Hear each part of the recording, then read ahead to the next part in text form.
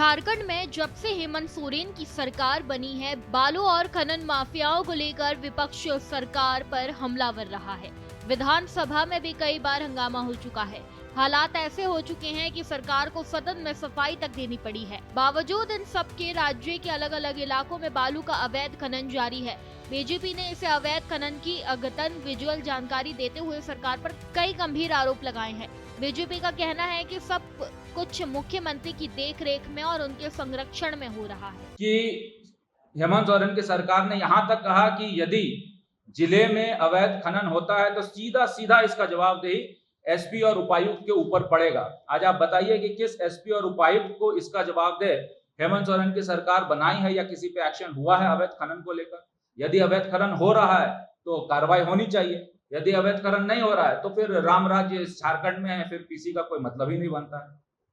इसके साथ साथ सरकार ने यह भी कहा था कि हम लोग अवैध खनन को रोकने के लिए टास्क फोर्स का गठन करेंगे पूरे जिलों में।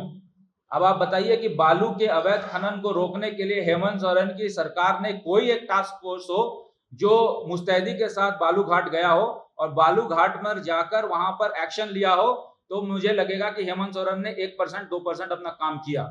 लेकिन दुर्भाग्य की बात है कि एक भी इंस्टेंसेस आपको नहीं पूरे झारखंड में दिखेगा जो टास्क फोर्स के माध्यम से छापेमारी हो रही है और अवैध बालू के उठाव को रोकने के लिए सरकार कोई कारगर कदम उठा रही है। इसके साथ साथ मुझे ऐसा लगता है कि अवैध बालू को रोकने के लिए आज सीओ हो या आपके डीटीओ हो डरते हैं कि वो घाट पे ना जाए।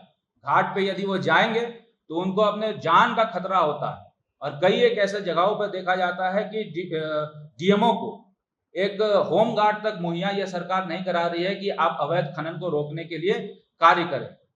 और इससे बड़ी दुर्भाग्य की बात नहीं हो सकती कि अगर डीएमओ के पास फोर्स नहीं रहेगा, सीओ को अगर टास्क फोर्स नहीं मिलेगा जिला से, तो वो अवैध खनन पर रोकथाम लगा सके।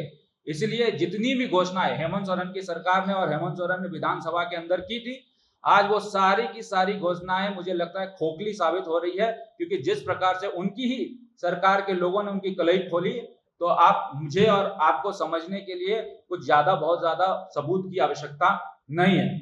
इस मामले में सत्ता के साथ ही कांग्रेस की स्थिति भी अजीबोगरीब है।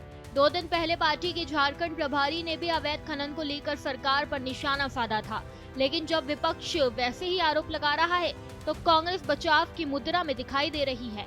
कांग्रेस को लग रहा है कि बालू की बंदोबस्ती का काम हो चुका है और जल्दी इन सब पर लगाम लग जाएगी। देखिए, सरकार भी इस मुद्दे को लेकर के काफी गंभीर है और अवैध बालू खनन को लेकर के प्रशासन की भी लगातार कार्रवाई चलती रहती है और प्रशासन भी लगातार अवैध बालू खनन को रोकने की दिशा में सार्थक रूप से प्रयास भी करता रहा है और हम आगे भी करते रहेंगे, क्योंकि सरकार ने पारदर्शिता के साथ बालू घाटों की नीलामी की प्रक्रिया भी अब शुरू कर दी है।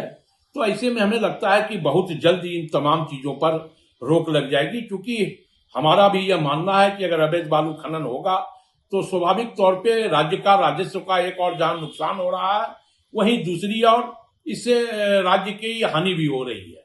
तो ऐसे में प्रशासन और शासन दोनों पूरी मजबूती के साथ अवैध बालू खनन को रोकने की दिशा में सकारात्मक रूप से पहल भी कर रही है। झारखंड में अवैध बालू खनन के कारण कई पुलों को भी नुकसान पहुंच रहा है। खुद हाई कोर्ट ने भी इस मामले पर कई बार संज्ञान लिया है, लेकिन इसमें भी संदेह नहीं कि सत्ताधारी दल के लोग इस अवैध खनन को संरक्षण देते हैं। समय रहते इसका समाधान करना बहुत ज्यादा जरूरी है। झारखंड में बालू का खेल कोई नया खेल नहीं है और इसमें सरकार के लोगों की सहभागिता का आरोप भी नया नहीं है।